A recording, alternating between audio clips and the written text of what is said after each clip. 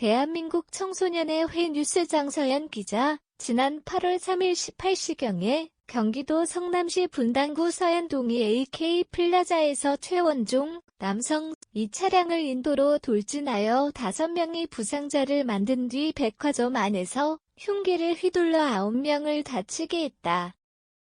부상자 중 일부는 의식불명 상태였는데 교통사고 피해자였던 60대 여성 이남은 사건이 발생한 지 사흘 만에 사망하였다. 칼부림 피해자인 20대 여성 김혜비는 사건 발생 후 25일 만에 사망하였다.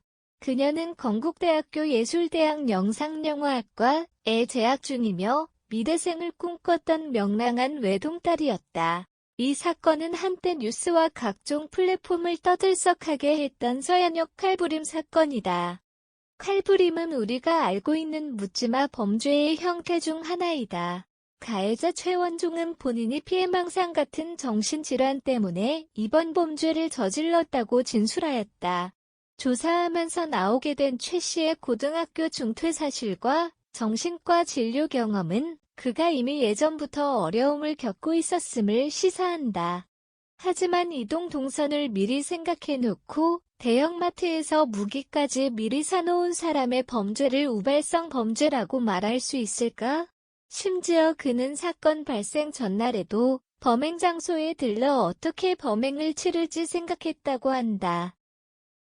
이는 철저히 최 씨가 정신적으로 문제가 있으면 감형받을 수 있다는 사실을 알고 준비해서 나온 것이라고 볼 수밖에 없다. 그 짧은 시간 동안 다수의 인물을 집중적으로 공격한 것, 그리고 더 소름 돋는 것은 그가 범행 과정에서 웃음을 띠기도 하였다는 것을 생각하면 그의 진술은 앞뒤가 전혀 맞지 않으며 범행의 고해성을 시사한다.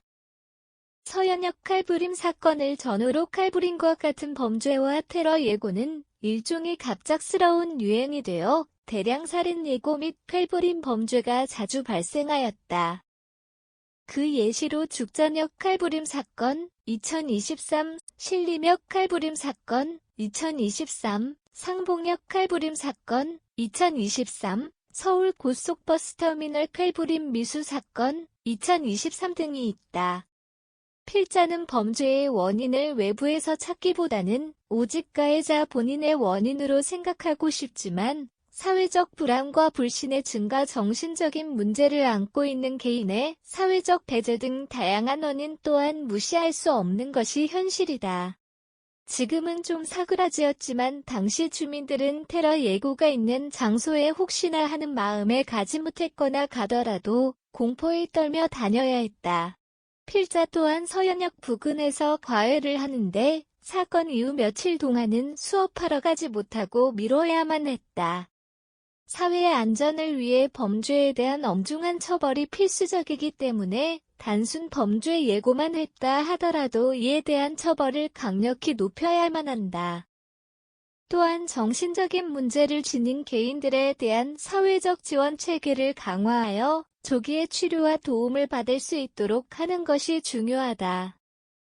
사회적인 예방과 형벌의 강도 조절을 통해 이러한 비극적인 사건이 다시는 발생하지 않도록 노력해야 할 것이다. 사회적인 불안이 증가하는 상황에서 시민들 또한 항상 경계를 기울이며 안전에 주의해야 한다. 이는 우리가 모두 협력하여 조성해 나가야 할 안전한 사회를 만들기 위한 중요한 요소이다.